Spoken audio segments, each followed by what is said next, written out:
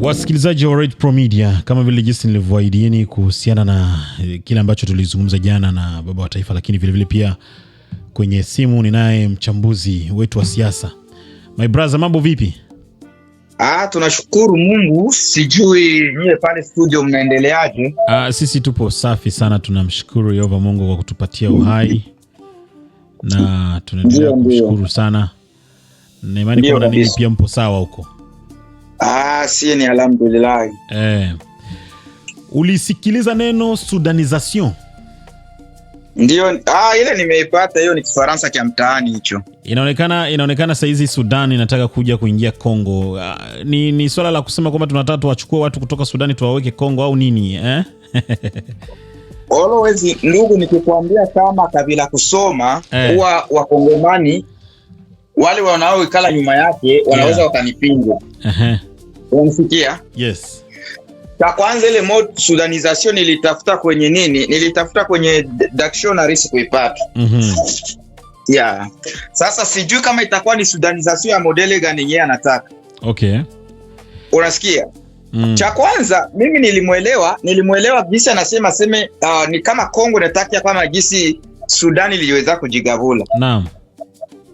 Na mimi najua wale watu wenye wako Goma, Bukavu, basi tukati mpaka Sange. Hata leo baseme bangapi wanapenda waende ngambo ya Kisegedi. Batu yote ya Goma batatia vidole yule.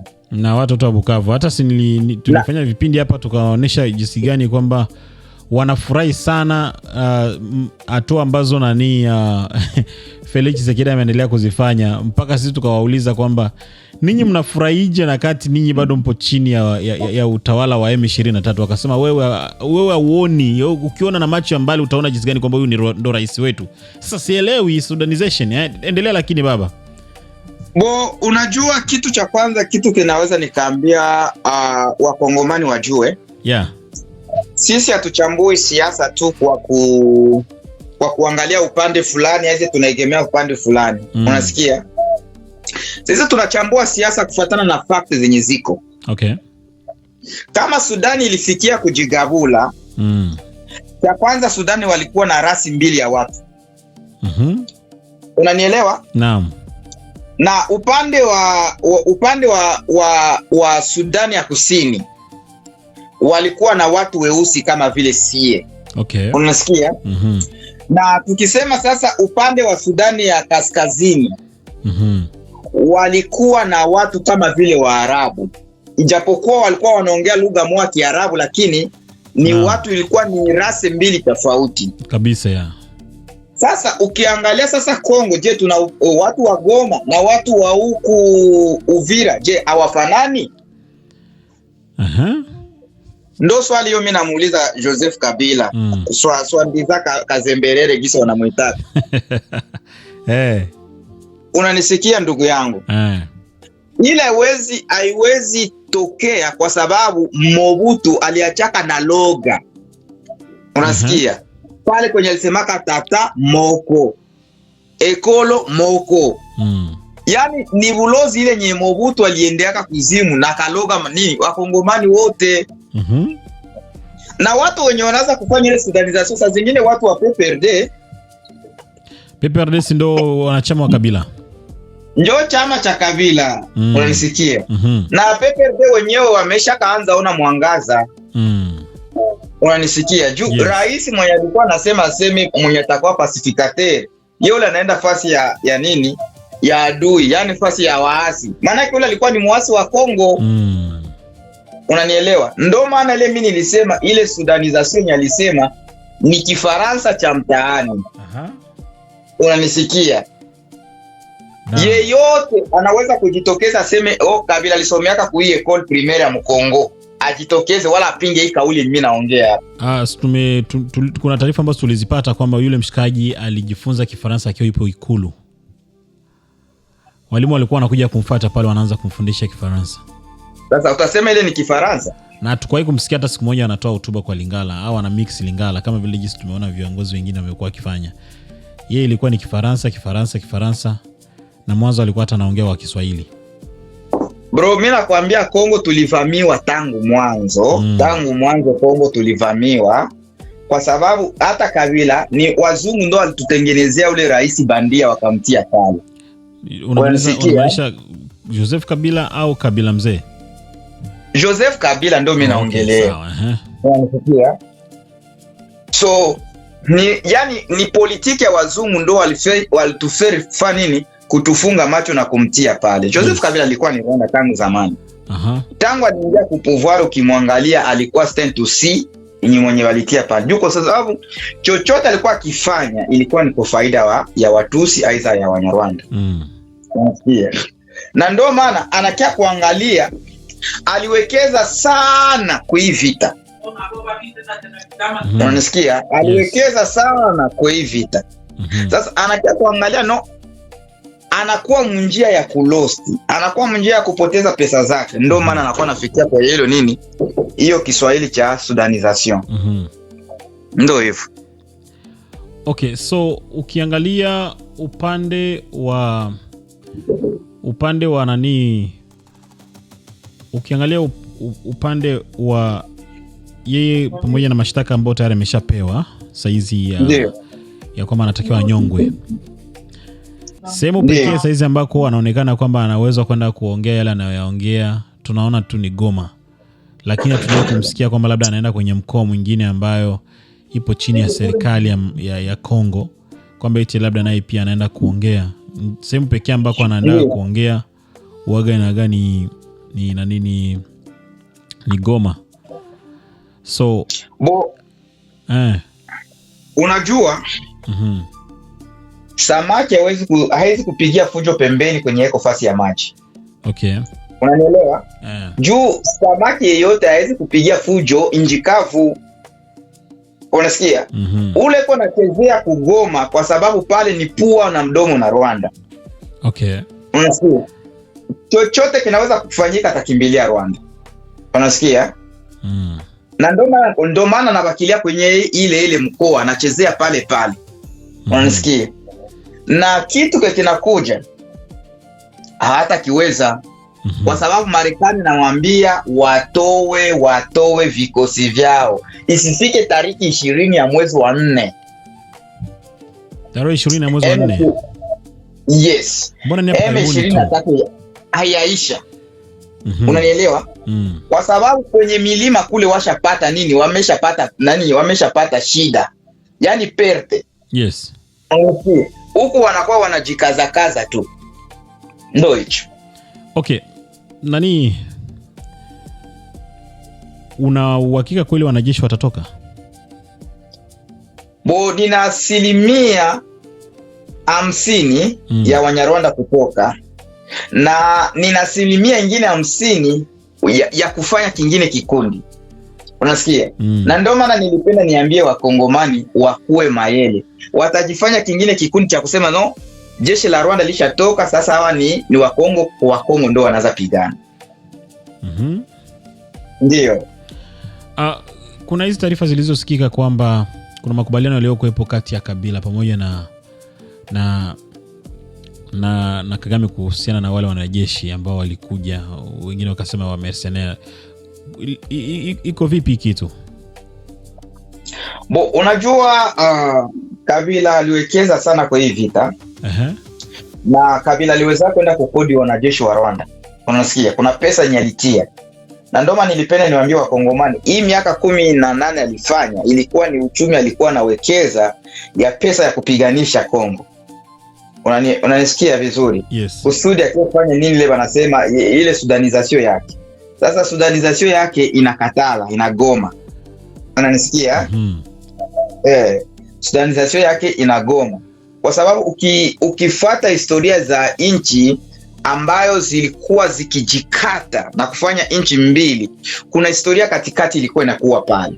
Tukiangalia mfano kama vile wa South Korea na North Korea, palikuwa wa komuniste na palikuwa wa kapitaliste. Unanielewa? Yes. Na ile katika tokea mgawanyiko ya nchi mbili. Unanisikia? Kabisa. Lakini sasa ukiangalia kwenye swala ya Kongo, hakuna mgawanyiko yenye uko pale kati ya Wakongomani. Unanisikia? Yes. Isipokuwa tu wenye kutafuta madaraka na wenye kutafuta kuharibu usalama wa Kongo ndo wako wanajiingiza muhivi. Unasikia?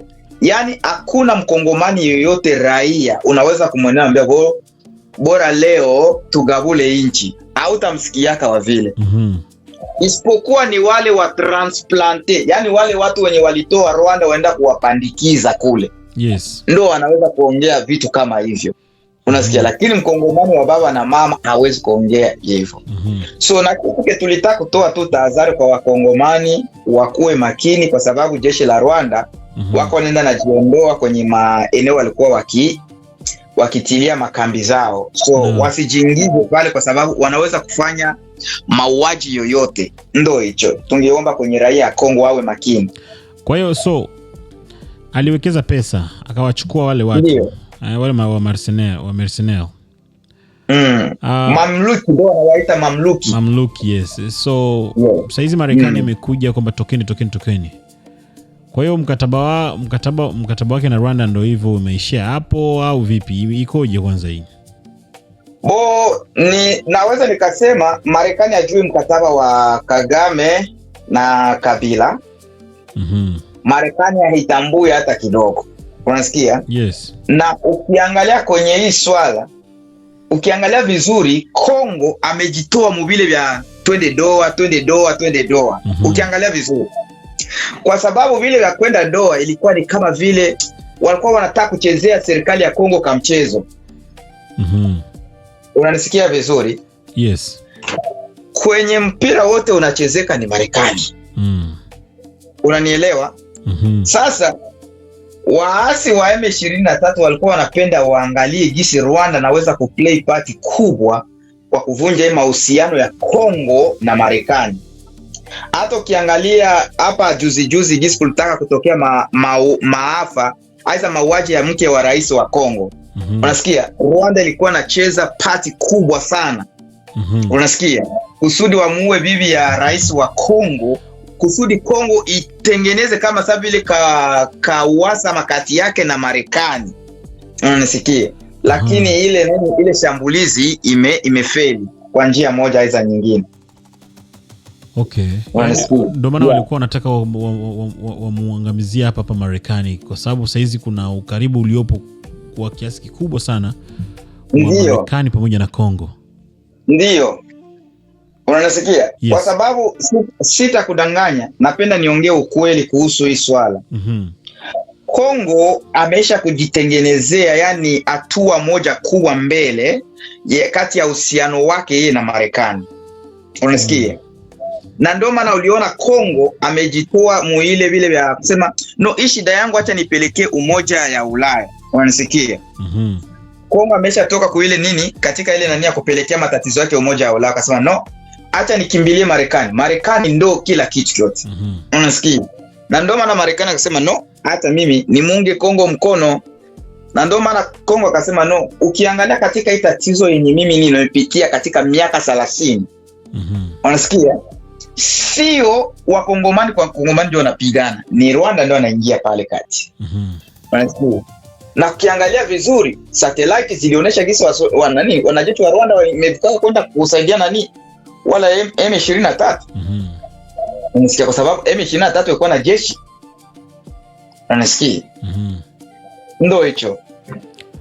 Nimeona kwamba huyu Terese Kaikwamba Wagner. Ndio. Nimesikia kwamba saizi hata Wanyarwanda wanamuogopa sana huyu mama, kwa sababu ana diplomasia moja ambayo ni ya level nyingine. Terese Kaikwamba Wagner. Unajua mwanamama ni mtu ambaye anakuwa na siasa ya chini. Unanisikia? Kwa sababu ukiangalia hata kwenye Biblia inasifu sana wanawake. Kipindi wanakuambia kwenye Biblia wanakuambia wale wapelelezi wenye walienda katika mji wa Yeriko walifikia kwa mwanamke. Wanatupia ndo akawahifadhi. Nikusema mwanamke ni mtu mwenye anaenda taratibu. Unasikia? Unaweza kuona hafanyi kazi, lakini kazi yake inaenda polepole. Unasikia? Huyu mama ukweli Kongo imfanzia hata nini, hata sanamu. Unanielewa? Ni mama mwenye anacheza mpira na yani jinsi unasikia Watanzania wanasema mama kaupiga. Kaupiga mwili. Unanisikia? Ndio jinsi huyu mwanamke anacheza. Na ndio maana wanapasha kumuogopa. Okay. Unanisikia? Ndio. Cha kwanza mwanamke akuli rushwa ovyo ovyo. Yes. Unanisikia? Ndio vile. Hapendi rushwa ovyo ovyo. Ndio, mwanamke akuli rushwa ovyo ovyo. Na kitu kingine pia ni Masad Boulos. Huyu mara nyingi nimekuwa nikizoea kwa sababu naye pia nimeona ametoa hotuba kwenye mkutano, nafikiri kama ilikuwa ni jana hiyo. Ametoa hotuba moja nzito sana na akawa amelaumu kidogo Rwanda kwa kuendelea kufanya uvunjifu wa makubaliano, mikataba yote ambayo wamekuwa wakifanya. Unajua hii swala na itakuja kuletea Rwanda shida kule mbele. Unanisikia? Kwa sababu wataalamu wa kisiasa wamejifunza kuhusu mzozo wa Kongo. Wakakia kupata jibu, wakasema no. Kwenye mzozo wa Kongo Rwanda nahusika 199. Unasikia? Juu wamekia kugundua Rwanda ana play party kuwapatia wale wanajeshi wa M23 silaha, msaada ya kijeshi, msaada ya matunzo, hata msaada ya mafunzo. Unanisikia? Kwa sababu katika ulimwengu hakuna nafasi yoyote muasi anahusika kuuza silaha nje.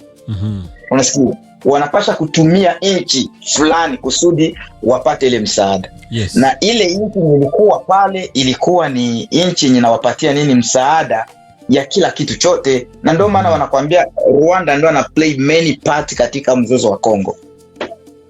Naam. Ndio. Bukavu na Goma bado ndo ingali kipaumbele zaidi cha kusema kwamba huo mji ukombolewe.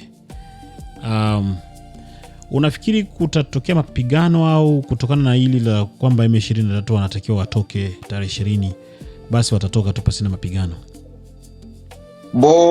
Kwa kufuatana na gisi Marekani inaendelea kuwapiga kasi, Bukavu na Goma gisi wameingiaka bila mapigano yoyote, inawezekana wanaweza kutoka bila mapigano yoyote. Unanisikia? Gisi wameingiaka bila mapigano yoyote, wanaweza katoka bila mapigano yoyote. Kwa sababu jeshi la M23 gisi siku zinavyoendelea na ndio gisi wanaendelea kuzoofika. Unanisikia? Jo, ukiangalia hata kwenye shamba la vita pasi nyingi hawapigani gisi walikuwa wakipigana mwanzo. Naam. Unanisikia? Ndio vile. Nguvu zinaendelea kuisha. Ndio, wanaendelea tukisema kuzofuka maana yake nguvu zinaendelea kuisha. Yaani supply hazipatikani gisi walikuwa wanapata. Nimeona bosi wao Kagame alikuwa kwenye mkutano fulani na mawaziri wa nchi yake, akawa anafokea kama watoto. Mimi nikawa najiuliza huyu mzee ni hasira ameanza kwenda kutafuta wapi kwa kuzitoa nini? Kwa sababu sidhani kwamba wale mawaziri eti wafanyi kazi inavyotakikana chini ya ule jamaa ambaye tunajua ni dictator wa kupitiliza. Lakini anaangalia swala la Kongo tayari ameshatumia nguvu zake zote, vimeshindikana. Labda hivi kweli unaamini kweli wale mawaziri kweli hawafanyi kazi vizuri, au ndio hivyo ni hasira za Kongo ameona tu aende kutafuta wa kuzitua? Naweza nikasema tangu Kagame achukue nafasi ya uraisi, utawala wake uyakuwaka wa rejareja, kwa sababu ni mtu mwenye kama jinsi unavyosema ni dictator. Yes. Ni mtu mwenye anatumia nguvu na ni mtu anatumia kabila yake kwa kugandamiza wengine. Kwa sababu siri tunazo, always tunasemaka ukiangalia Wahutu ambao wanaotumika kwenye serikali yake ni wachache. Yeah.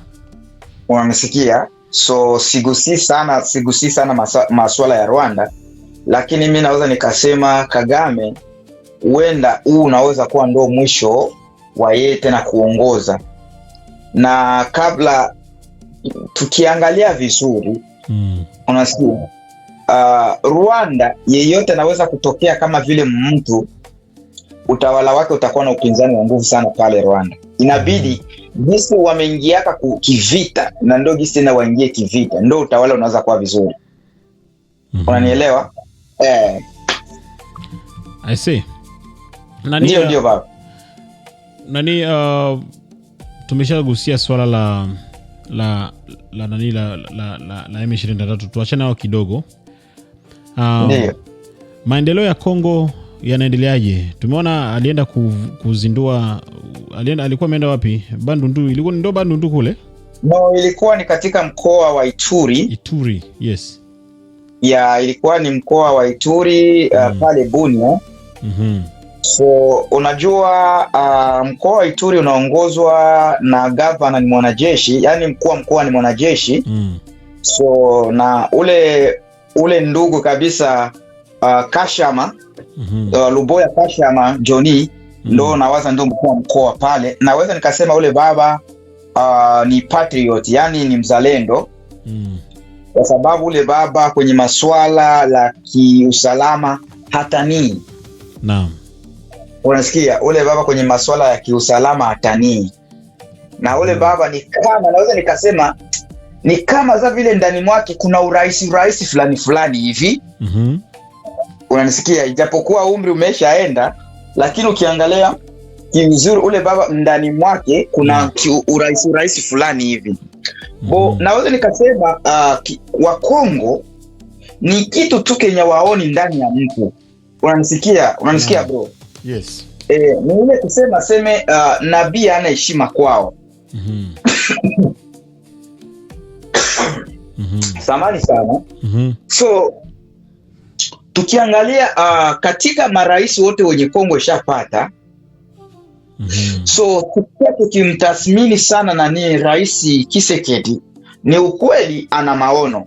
Ijapokuwa wapinzani wake wako naona kama vile Tshisekedi yuko anafanya ni kutafuta yani muhula wa 3 na kusema gisi ya kubadilisha katiba. Lakini tukisema tuangalie, nilikuwa nikifuata documentation moja nasema tangu kama 1954 1955 ile uwanja wa ndege wa pale Bunia kujawahi kudema ndege kama vile Boeing. Unasikia? Yes. Lakini kwenye utawala wa Tshisekedi ndo Boeing imedema. Wakatia kama ni miaka 74 ndo tena ndege ya Boeing inakia kudema. Yani tangu ukoloni, unasikia, ndo ndege ya Boeing kuja kudema tena pale. Tukisema Mobutu akufanya vile, Kabila baba kufanya vile, Kazemberere akufanya vile, lakini mtu ambaye mwenye alikuwa anachuuza pizza kama jinsi nikinukuu maneno ya Kagame alivyosema, anakuwa kuona kitu watajua Wakongomani. Tshisekedi kuishi Afrika, anaishi Ulaya. Yes. Unanisikia? Mtu mwenye anaishi Ulaya anajua jinsi maendeleo inaenda. Unanisikia? Ni kama sisi wenye tunaishi ngambo za Ulaya, tunajua jinsi maendeleo, tunajua jinsi dunia inavyoenda. Unanisikia? Kiukweli ule anaweza akapatiwa hata na nyingine muhula, hata miula ngapi ya kuongoza Kongo. Unanisikia? Kwa sababu kama wanapenda Kongo iendelee, cha kwanza vyama vya siasa visikue vingi. Unasikia? Kabisa ya. Vile vyama vya siasa ndio vinafanya Kongo inayumba yumba. Nimeona hata huyu mtetezi huyu ambaye anapigwa makofi na kila mtu. Nani huyu jamaa wa ndo wapi huku? Ndo Burkina Faso wapi huyu? Huyu jamaa ambaye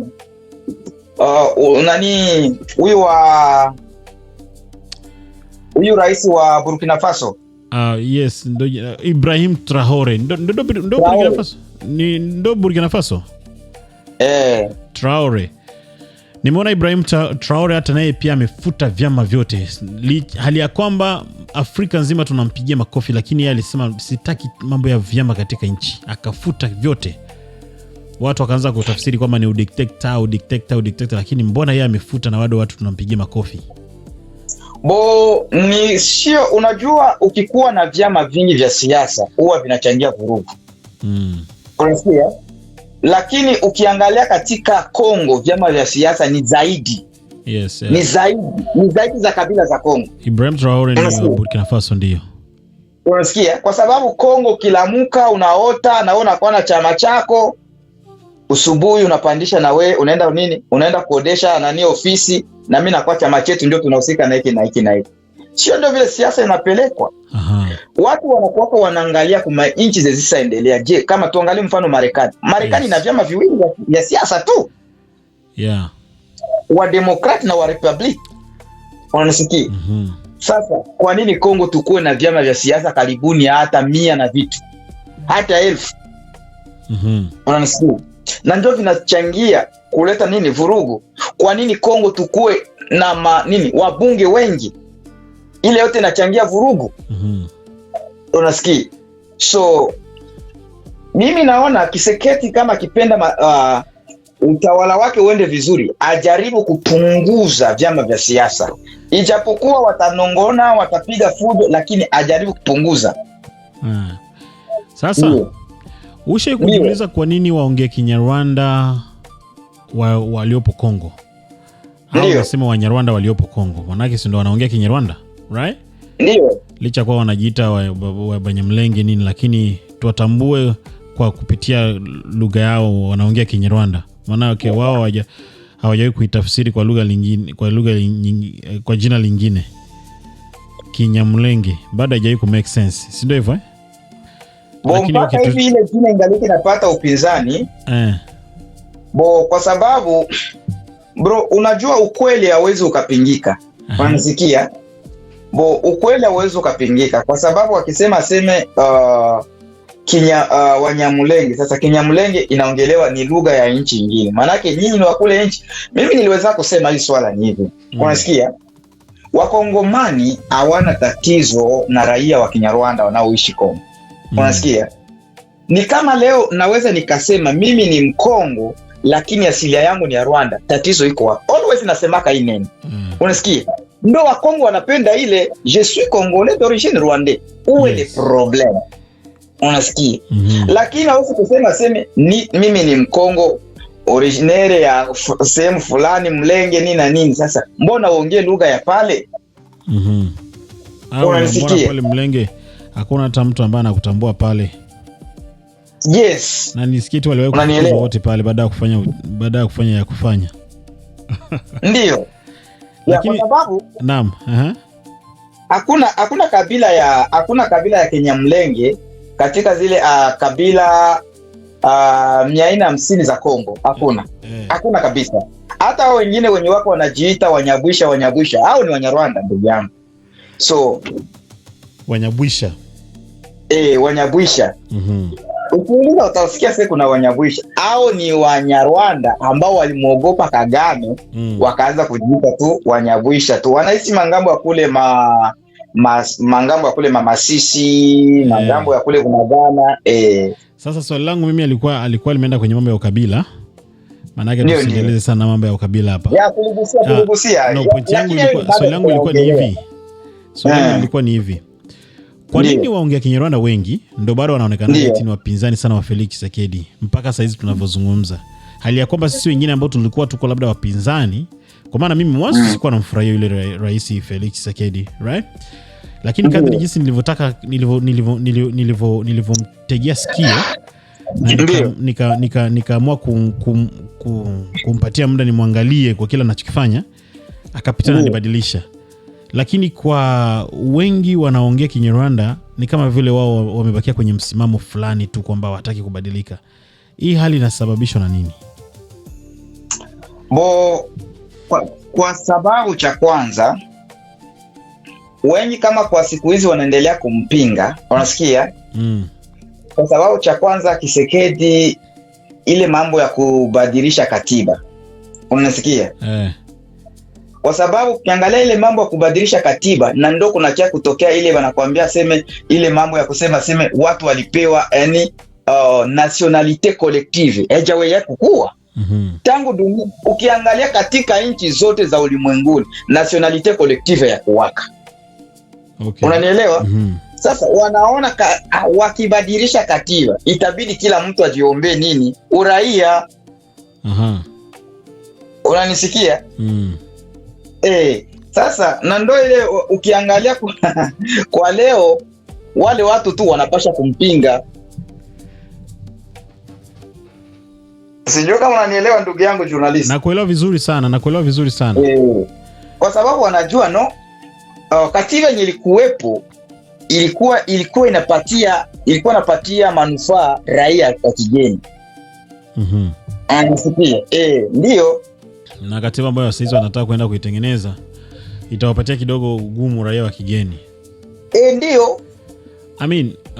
Vitu vya duniani tumeona kwamba vimekuwa, kwa maana hata Marekani hapa Trump amekuja na sera zake za kusema make American great, na ukijikuta ukiangalia sana ana focus kwa ajili ya kuangalia nani ambaye ni Marekani ambakize katika nchi, lakini yule ambaye si Marekani amtoe katika nchi. Kwa hiyo ni kama vile ni vitu ambavyo vimekuwa ni vya normal sana katika ulimwengu wa sasa hivi. Unajua katika ukiangalia kwenye sera za Trump kama jinsi alivyokuja na ile sera, ukiangalia Wamarekani wengi wazungu waliweza kufurahishwa na ile sera ya Trump. Yani tukiongelea wa Republican. Unasikia? Sasa unakia kuangalia wa Democrat wana base kufuatana na historia ya Marekani. Unasikia?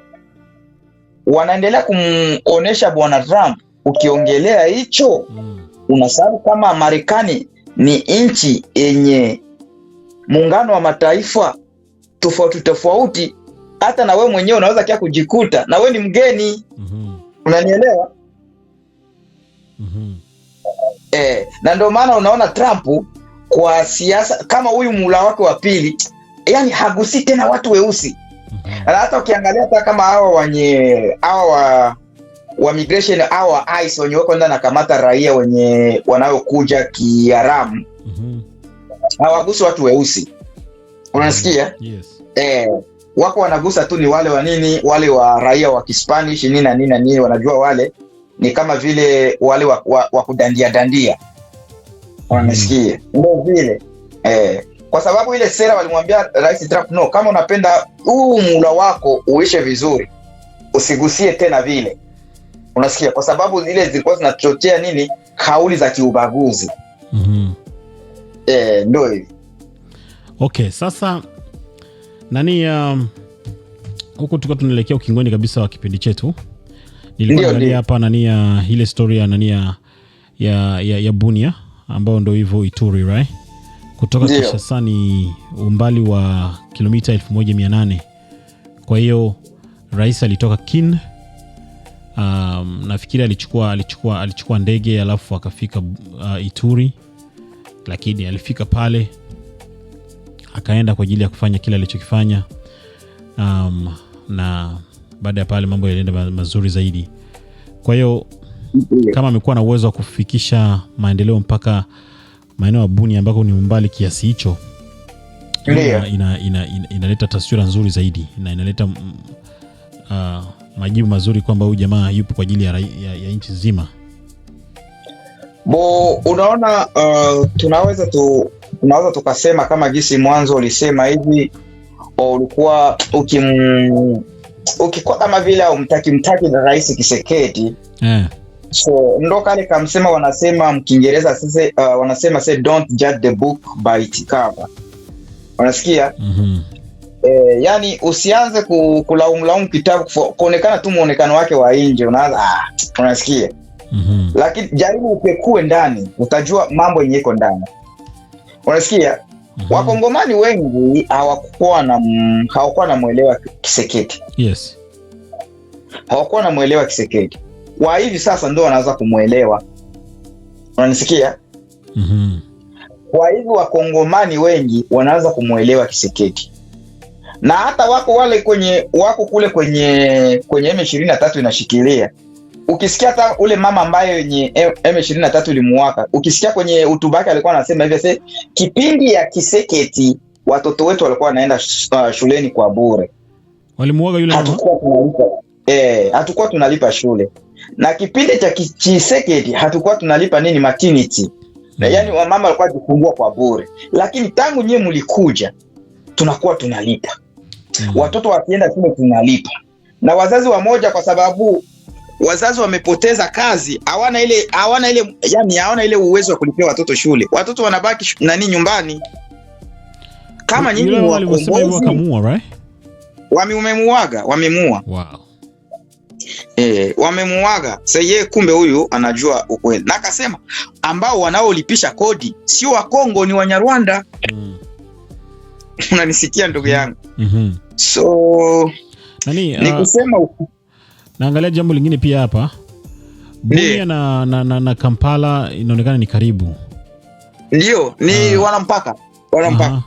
So na unajua Kampala, Uganda na Rwanda ndio vile majirani. Tshisekedi ya kuogopa kwenda Bunia kwamba atakuwa kwenye hali ambayo kidogo sio nzuri kiusalama? Kiukweli tunaweza tukasema Kongo ina kahusiano kazuri, hata kama sio tena vizuri sana na Uganda. Unasikia? Lakini mahusiano yetu na Rwanda hapana, hakuna. Unasikia? Na ukiangalia kwenye jeshi la Uganda wengi ni Wahutu. Nafikiria Watusi ni wadogo sana.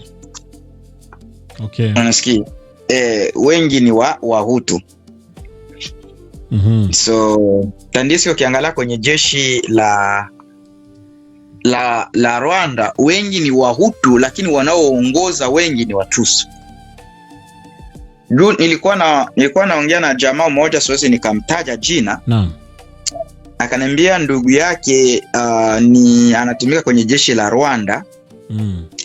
Sasa huyo ndugu yake kila wakati anampigiaka simu yeye yuko Marekani amtumie pesa.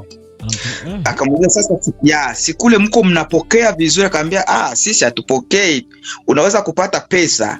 Yani wanapokea jeshi la Rwanda linapokea dola 45 kwenye mwezi, lakini zitakufikia kwenye mkono ni dola 20. Wow. Unasikia? Na akaendelea kunidokezea, akaniambia wanaopata pesa nzuri ni ile jeshi yenye litoka na Kagame Uganda, yani wale wa Ngotani.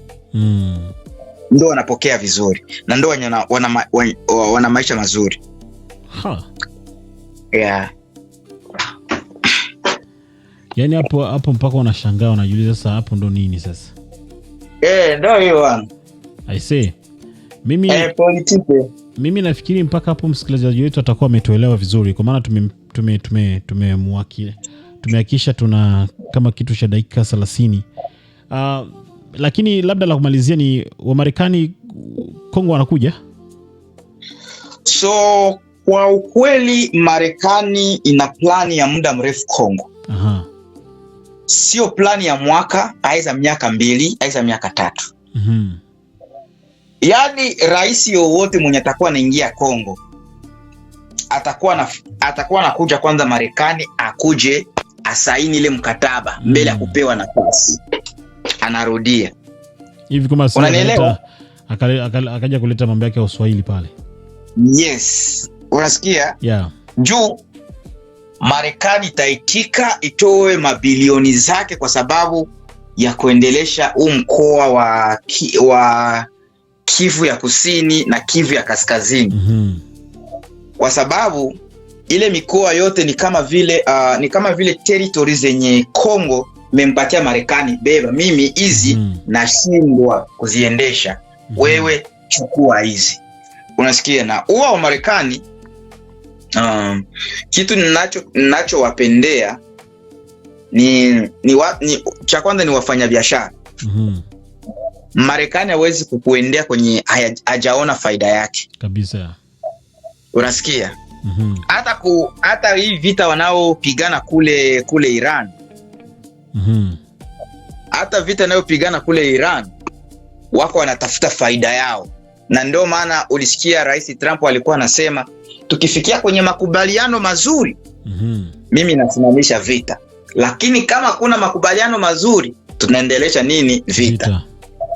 Nasikia. Yani kwa ufupi, Marekani iko natafuta maslahi yake, na ni kiukweli hawezi kuingia mambo yenye aoni maslahi yako. Ndo vile ndugu mtangazaji. Sawa my brother, mimi nikutakie mchana mwema. Tumepiga stories za kutosha dakika 40, na hii hapa unajua nimefurahia pia kusikia kwamba kumbe wale wanajeshi wa Rwanda hawalipwi hata pesa ya kutosha. Yani kama yule alikuwa, ulisema wanalipwa ngapi kwa mwezi? Wanalipwa $45 kwenye mwezi. $45. Pia wasiokijua hata na wanajeshi wa Burundi walipwi pesa nyingi, nao ndio tutafuatilia mshahara wao katika kipindi kitakuja kesho. Ila wanajeshi wa Burundi wanakuwa na mabonus nyingi. Unanisikia? Wanajeshi wa Burundi wanakuwa na mabonus nyingi, hata na rais wa Kongo naye akifuatilia kama hii miundombinu wa Burundi itakuwa vizuri. Mwanajeshi wa Burundi alipaki umeme. Mwanajeshi wa Burundi alipaki maji. Unasikia? Hata watoto wao wanaenda shule bure. Unasikia? So ile ni faida inapatia mtu kubaki kwenye jeshi kwa muda mrefu. Unanisikia? Juu kwa sababu benefit ambazo anazipata akiwa yupo. Yes. Tukiangalia katika huu kanda wetu, tunaweza tukasema Kongo ndio inalipa wanajeshi pesa nyingi katika kipindi hichi cha Kisekedi. Unasikia? Yes. Niliongea na mtu mmoja iko pale Uvira, kaniambia wanajeshi wenye wanapokea vizuri sana ni wale wa Ibu. Yani wale wa Ibu wanalipwa vizuri sana. So tukiangalia rais wetu, puisque Kongo tuendelee vizuri sana, naenda kumalizia hiki kipindi, inabidi tuwe na wanajeshi wengi zaidi, hata tuwe na 1 million. Unasikia? Yenye kuwa active. Tukikuwa na 1 million yenye kuwa na active, kama sasa vile tukamate 500,000 ya Maibu, tukikuwa na wale, unasikia? Tutakuwa na uwezo ya kwenda kufanya hata mashambulizi Rwanda, na tunatia rais wetu. Kama jinsi ulisikia Marekani alienda kufanya nini? Alienda fanya kule Venezuela. Unasikia? Na yani mnakuwa na uwezo wa kwenda sehemu na mnatia wenu rais. Kama jinsi unasikia jinsi Tanzania alienda kampiga Idi Amin na katia rais pale. Unanisikia ndugu yangu? Kabisa. Tulipenda tuwaambie Wakongomani waendelee kufuatia Red Pro Media, kwa sababu tunakuwa na zile habari sio za uongo, tunakuwa na zile habari zenye ziko really, na ni habari zenye zingaliki zinavuja damu mbichi hivi kabisa, kama ile nyama unatoka kuchinja. Unasikia?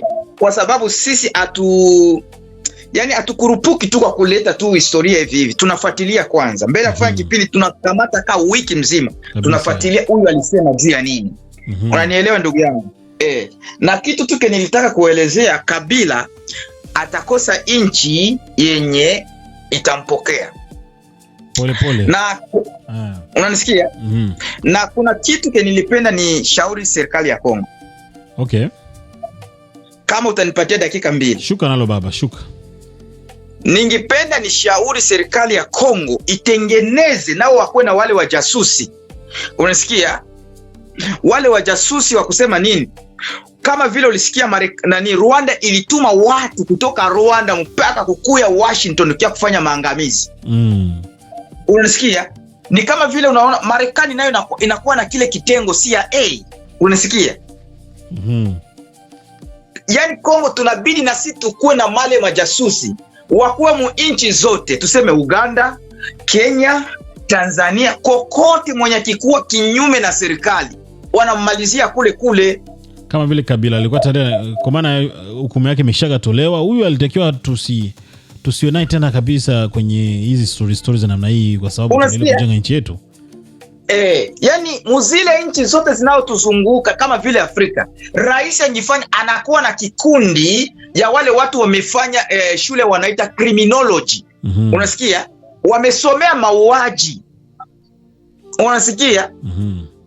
Ndio maana unaona kama utawala wa Kagame unaendelea mpaka leo, kwa sababu anakuwa na wale watu. Tukifata ule jamaa mwenye aliwezaka kupewa Prix Nobel ya ile ya Rwanda, Paul Rusabagina, unasikia? Ilifikia mpaka Rwanda katuma majasusi wakamkamata hapa Marekani, wakamshusha mpaka Rwanda. Unanielewa? Ile ndo tunapasha yani tunapasha kukopi. Kukopi sio vibaya. Unanisikia? Yani unapasha kutengeneza timu ya majasusi. Hapana huko nasikia mtu wale wa Anere na kuambia sasa hapana kucheza na mimi niko Anere. Jasusi hayawezaka kujitaya. Unanielewa? Ningependa serikali ya Kongo itengeneze timu ya majasusi kuanzia ile ukanda wote wa Afrika. Unasikia? Wakupewa marenseignement. Unanisikia? Kabisa. Ile ndo ningependa serikali ya Kongo itekeleze hiyo. Asante sana. Asante sana ndugu yangu. Mimi nikushukuru na ndo mpaka hapo nafikiri hatuna la ziada, badala yake ni kutakia kweli mchana mwema, na ila nashukuru sana kweli kwa muda huu ambao tumepata kwa ajili ya kupiga story ndugu yangu. Asante sana na wewe ndugu mtangazaji. Asante sana, baadaye. Ndiyo. Ni my brother kama vile jinsi umemsikia, mchambuzi wetu kidogo ambaye waga tunakuwa naye, ambaye waga anakuwa anashusha zile siasa za Kongo, anatugusia katika nyanja tofauti tofauti. Kwa hiyo naamini kwamba umeburudika vya kutosha na umeelimika vya kutosha kulingana na kile ambacho amezungumza. Ushuke kwenye comment pale utuambie kwamba umetusikiliza ukiwa wapi. Nilikuwa nataka nipate nafasi nzuri ya kupitia niangalie kile ambacho mlikiposti. Kwenye kipindi kilichopita tulizungumzia kuhusiana na M23 na jeshi la Rwanda wameanza kutoka Kongo bila kuaga. Freddy Kaniki atangaza mwisho wao, aibu. Kuna makomenti hapa ambazo kidogo nimezipitia hapa. Anaitwa Andre Malengose amesema kwamba merci beaucoup pour l'information. Tunashukuru sana. Andre Malengose anazungumza hivyo, lakini vile vile pia Jahi anasema shukrani sana, tuliwafuata sana, tunaomba muzidi kutuletea hii mazungumzo safi sana. Mimi ni Fatuma. Fatuma akiwepo. Niambie unatusikiliza ukiwa wapi. Mbona mnaandika please kwenye comment pale, unatuambia unatusikiliza ukiwa kwa maeneo wapi. Lakini vile vile pia kuna Anne Maria Mashango anazungumza kwamba maneno mazuri sana, tunashukuru sana bwana journaliste, ubarikiwe. Asante sana. Lakini vile vile pia Veston Fitamahoro anazungumza kwamba anatoa tu emoji za love. Kwa hiyo na sisi pia tunakupenda. Lakini vile vile pia Safi Mardelena Hortense, nimependa sana jina la Hortense, kidogo linanikumbusha mbali. Lakini vile vile anazungumza, anatoa pia anatoa emoji za love. Kuna Josie Malumbi anazungumza kwamba territoire ya Beni pia ni Nord Kivu, inapatikana territoire ya Irumu ku Ituri. Okay, asante sana Josie Malumbi. Lakini vile vile pia Dorcas Dorcas Karango anazungumza banatoka wapi, banaenda wapi, njo swali hilo. Okay, wanatoka Kongo wanaenda Rwanda. Wanaenda Rwanda nimesikia, lakini baadhi ya wao wamekataliwa kwamba wakina nanga kwamba hawatapokelewaga Rwanda wao. Kwa hiyo wataenda Kenya, ndio nimesikia hivyo.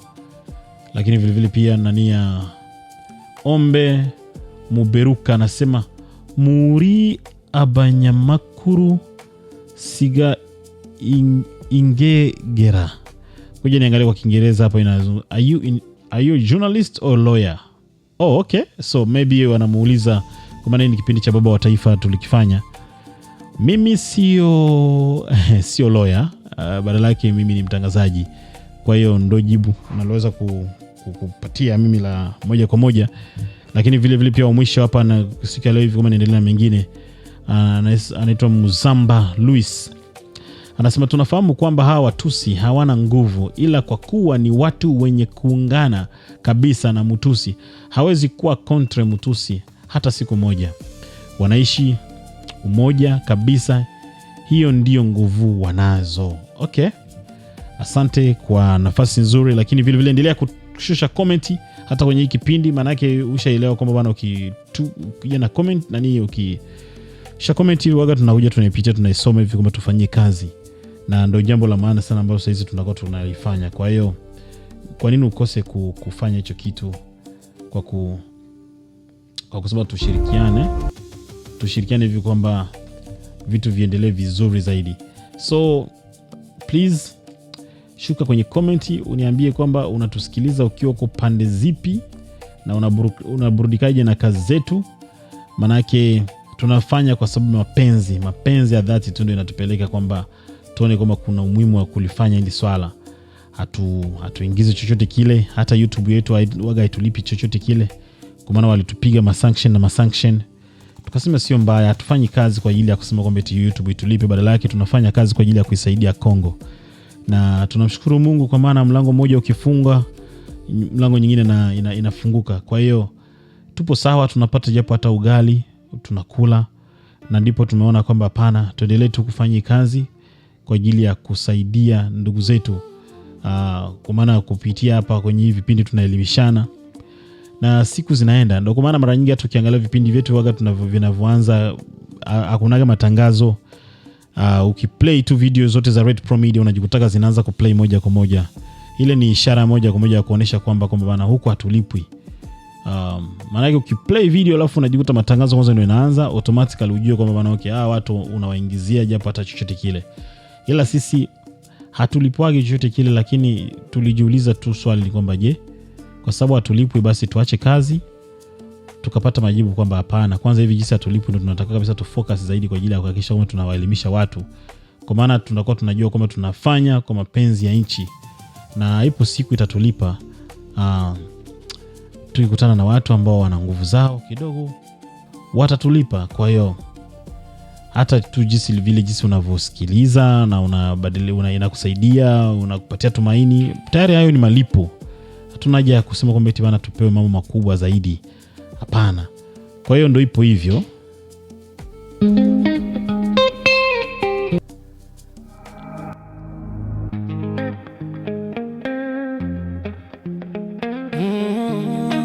Ngoma inaitwa Tochi Inawaka. Najikuta mikipofu, mwili una hofu. Tochi Inawaka. Kifu sina tena pa kushika, chozi linanidondoka, jasho linanikatike tike. Nilikushika shika. Nataka usikilize vizuri sana maneno ya mwanzoni. Twende kazi. Najikuta mikipofu, mwili una hofu, kupenda nimekifu. Sina tena pa kushika, chozi linanidondoka, jasho linanikatike tike. Nilikushika shika, ukaniponyoka kwa kunitoroka. Baby wewe, nilikupa penzi moto, ya kweli sio ndoto, liliwache vya utoto. Nilikupa penzi moto, ya kweli sio ndoto, liliwache vya utoto. Ole ole, ole ole ole, ole ole, ole ole, ole ole, ole ole, ole ole, ole ole. Tochi inawaka to, tochi inawaka to, tochi inawaka tochito, tochi inawaka to, tochi inawaka to, tochi inawaka tochito.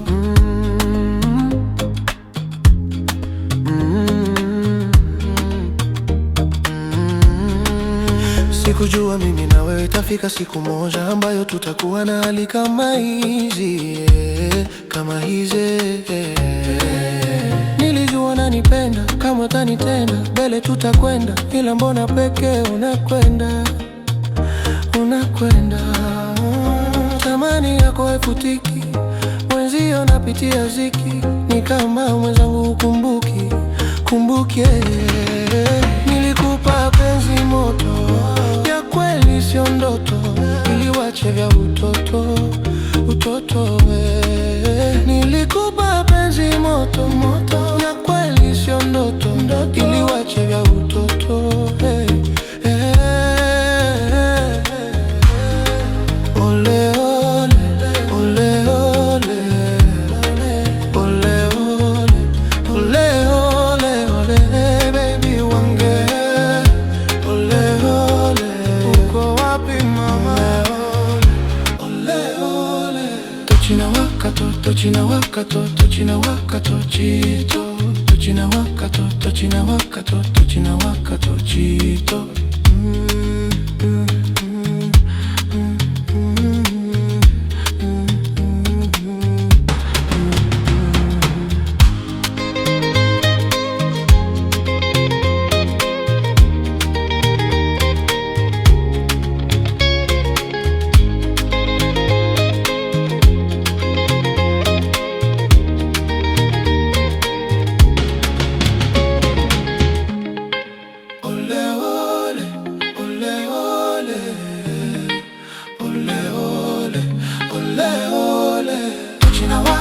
Tochina wakato, tochina wakato chito, tochina wakato, tochina wakato, tochina wakato, tochina wakato, tochina wakato chito, tochina wakato, tochina wakato.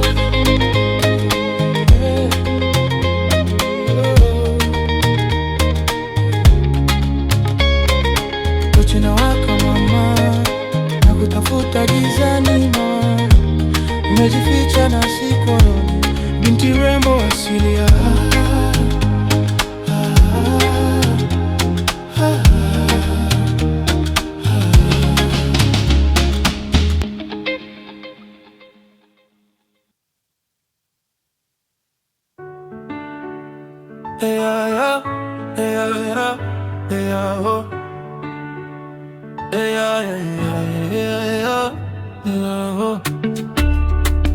Was Elvis, the president of upcoming star, Mr. Wanted. Vitimbi vya kila siku vimenichosha mwenzio, magomvi ya kila siku, mimi na wewe, minachoka mwenzio. Eti basi mimi nawe, sababu zetu ni nini? Ndio hatupatani. Ona haipiti siku kabla tujaenda vitani, matusi mazito mazito na shushiwa kila siku. Ujali mbele ya watoto wanakuangalia we, polisi wachoki kutubishia hodi kila siku, na bado mwenzangu we utaki kutulia.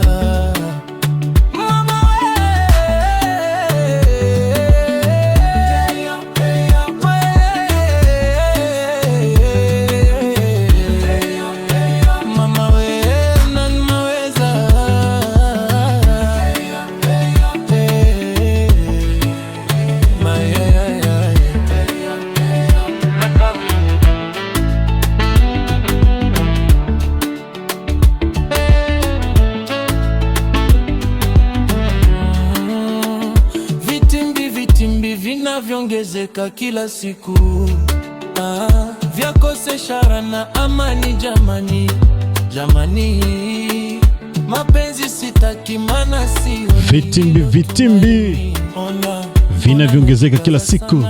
Kaza sana, kazana, kazana sana mimi. Silioni kwenye ndoa ya Gabriel Junior, alifanya nini? Anacheka cheka na mkewe na waona wapo kwenye amani, ila sasa mimi sina cha ziada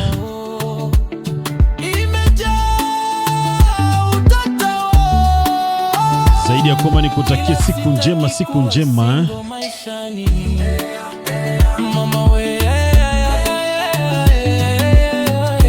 Kwenye mic alikuwa ni Boss Elvis kwenye mic. Sitaki kuwa single maishani, hata kama unaniumiza. Asante. Asante sana, asante sana